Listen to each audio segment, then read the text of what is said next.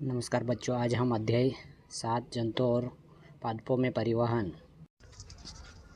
के प्रश्नोत्तर देखेंगे।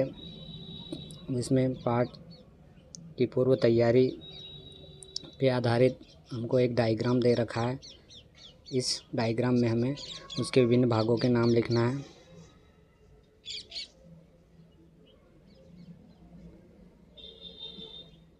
जैसे महाधमनी, फुफ्फुस धमनी, फुफ्फुस सिरा, बायां आलिन, दायां आलिन,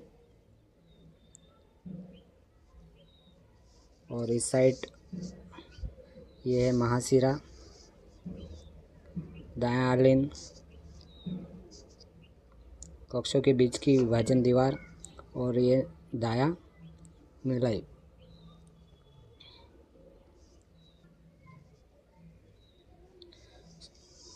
आगे है वस्तुनिष्ठ प्रश्न। पहला प्रश्न है, सही विकल्प चुनकर लिखिए। निम्नलिखित में से कौन सा कथन पौधों में जाइलम की भूमिका का सबसे अच्छा वर्णन करता है? तो इसका सही ऑप्शन आएगा बी, जड़ों से पत्तियों तक पानी और खनिजों का परिवहन।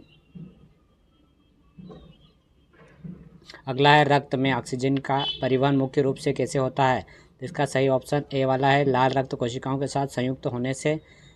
अगला है, पौधों और जंतुओं में परिवहन प्रणालियों के बीच क्या समानता मौजूद है? तो इसका सी वाला ऑप्शन सही होगा, दोनों परिवहन के लिए विशेष वाहिकाओं पर निर्भर होते हैं। अगला है, पौधों में जड़ों से पत्तियों तक पानी के परिवहन के लिए कौन सी प्रतिक्रिया उत्तरदायी है? तो इसके लिए वाष्पोत्सर्जन। अगले पांचवे का आंसर रहेगा विकल्प ए तथा विकल्प बी दोनों सही है। प्रश्न, रिक्त स्थानों की पूर्ति कीजिए। तो पहले रिक्त स्थान में लिखना है हीमोग्लोबिन। दूसरा है, हृदय और रक्त वाहिका मिलकर तंत्र बनाती है, तो इसमें लिखना है परिसंचरण तंत्र। अगला तीसरा है, चिकित्सक आपके हृदय स्पंदन को सुनने के लिए नामक यंत्र का उपयोग करता है, तो इसमें लिखना स्टेथोस्कोप। चौथे में लिखना पट्टिकाणु, और पांचवें में लिखना है वाष्पोत्सर्जन। उत्तरी प्रश्न, रक्त किस प्रकार पाचन क्रिया में सहायक है, समझाइए। तो रक्त पाचन क्रिया में सहायक होता है क्योंकि यह अवशोषित पोषक तत्वों को शरीर के विभिन्न हिस्सों तक पहुंचाता है। शिराएं रक्त को केवल हृदय की ओर ही प्रवाहित होने देती है, तो इसका सही आंसर इस प्रकार से लिख सकते हैं, शिराओं में वाल्व होते हैं जो रक्त को केवल एक ही दिशा में यानी हृदय की ओर प्रवाहित होने देती हैं। अगला प्रश्न है, मानव परिसंचरण तंत्र में धमनियों की संरचना शिराओं से किस प्रकार भिन्न होती है? तो इसका उत्तर है, धमनियों की दीवार मोटी और लोचदार होती है, जबकि शिराओं की दीवार पतली और कमज़ोर होती है। धमनियां उच्च दबाव पर रक्त को ले जाती है, जबकि शिराएं में दबाव कम होता है।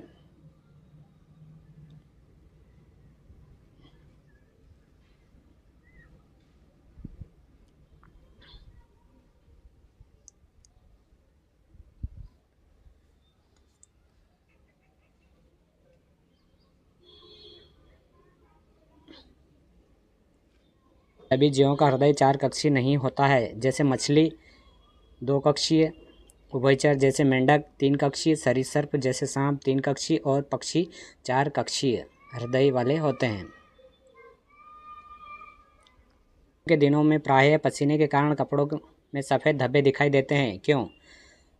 तो इसका उत्तर है, पसीने में घुली हुई लवण सामग्री कपड़ों पर सफ़ेद धब्बे छोड़ती है, जो सूखने पर दिखाई देती है। अगला प्रश्न लघु उत्तरीय प्रश्न है, रक्त का लाल रंग किस वर्णक की उपस्थिति के कारण होता है, उसका नाम लिखिए। इस वर्णक की कमी मानव शरीर को कैसे प्रभावित करती है? तो इसका उत्तर इस प्रकार से लिख सकते हैं, रक्त का लाल रंग हीमोग्लोबिन के कारण होता है।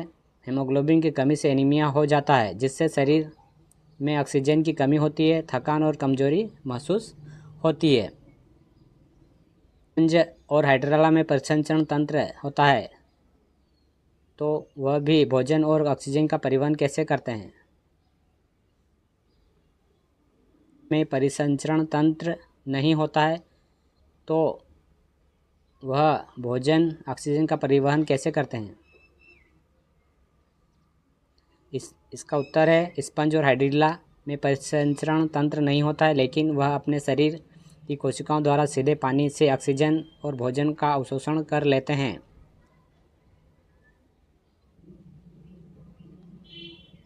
अगला है मानव शरीर में उत्सर्जन की क्रिया न हो तो क्या होगा? तो इसका उत्तर है उत्सर्जन की क्रिया न होने पर शरीर में विषैला पदार्थ जमा हो जाएगा, जिससे शरीर में विषाक्तता बढ़ जाएगी और अंगों का सही तरीके से काम करना रुक जाएगा, जिससे मृत्यु भी हो सकती है।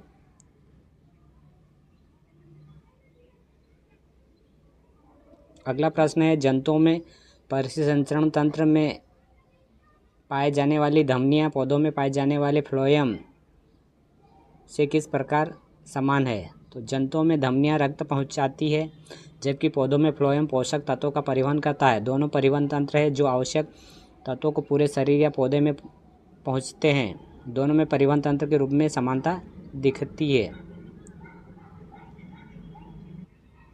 अगला उपरोक्त दिए गए पौधों में से किस पौधे में वाष्पोत्सर्जन की क्रिया तीव्र गति से होगी और क्यों?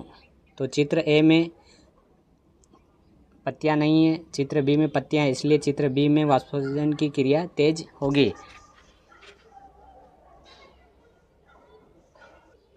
अगला दीर्घ-उत्तरी प्रश्न में मानव उत्सर्जन तंत्र की कार्यप्रणाली को चित्र की सहायता से समझाइए। तो ये चित्र इस प्रकार से आप बना सकते हैं और अपनी बुक में भी इसको देख सकते हैं।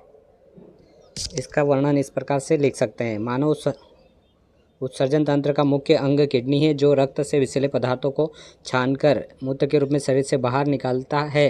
मूत्रवाहिनी मूत्र को किडनी से मूत्राशय तक ले जाता है। इस जगह आप उत्सर्जन लिख लीजिएगा।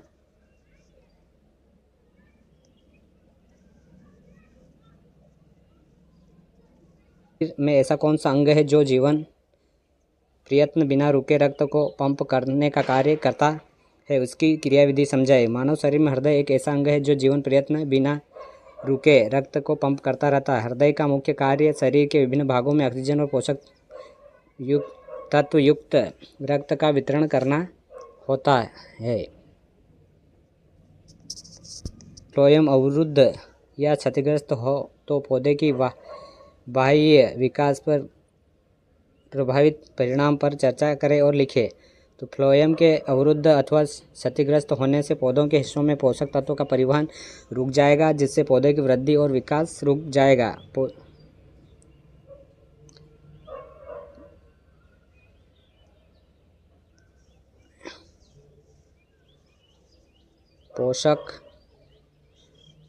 पोषक की कमी से पौधों में धीरे धीरे मुरझाने लगेगा।